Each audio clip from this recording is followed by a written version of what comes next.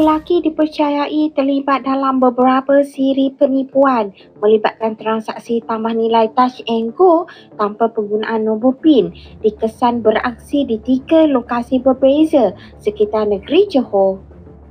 Kejadian terbaru dilaporkan berlaku di sebuah premis perniagaan di Batu Pahat selepas 2 insiden terdahulu yang turut tular di media sosial berlaku di Senai dan Pasir Gudang.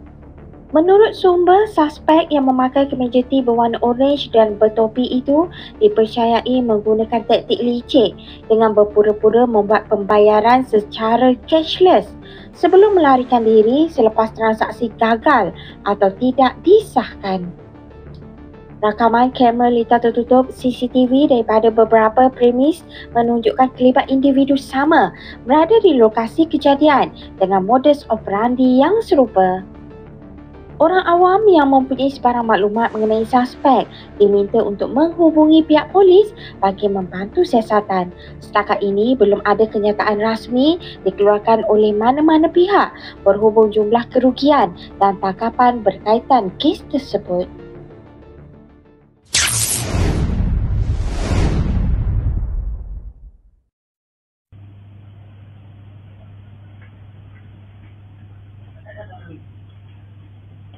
Kat sopan tu EJP ada? Ya. RM200. Ada kes dia. Boleh. Kak, ni boleh campur? Dia nak ni. Boleh lah. Kalau jangan minum berdua lah. Anaknya. Ha? Akak beli satu dia satu Saya tak minum air. Habis ni? Saya tak kisah. Tak pernah apa punya. Tak nak dua lah. Saya nak satu je.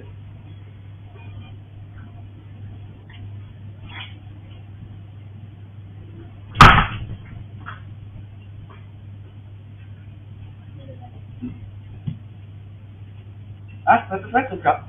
Dua tiga pun tak ada? Boleh lah. Lagi klasik. Yes. Alamak.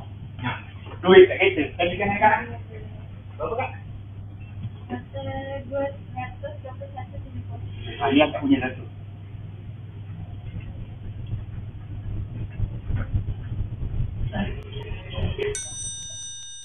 Tengok Saya bahaya lah handshake tu. Ingat apa? Saya keput. Dia tengok ada gambar tak? Dengan handphone buka tak?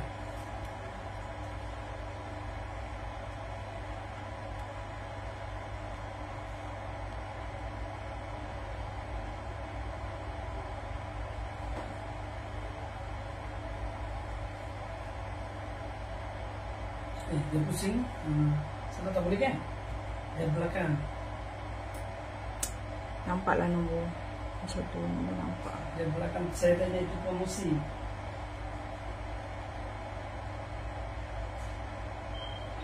Boleh kan? Belakang. Boleh kan? Jauh lah. Belakang itu pos bila. Jauh. Apa tu? Itu tempat free sih sebenarnya. Yang Dia tak gambar-gambar. Yang beri gambar? Dia sini tau sini. Syed nak jual dengan Syed nak jual dengan saya. Kau cerita ke saya tak nak. Nanti kami boleh jualkan dia ni. Tapi dia tengok belakang. Takut nampak lah. Kalau duduk belakang nampak lah nombor. Kau tahu. Syed nak jual dengan Nombor lain kali tak mau terbalikkan. Dia sudah sampai ya.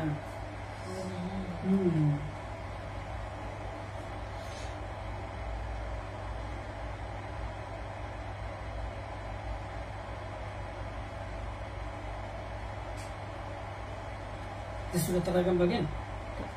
Tempat sudah bagi? Dia teragam bagian? Terahan pun tu kan? Tak.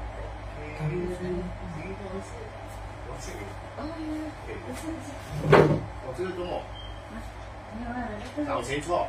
我也找谁错？最近很多事，尤其是这种他选购旅游。对。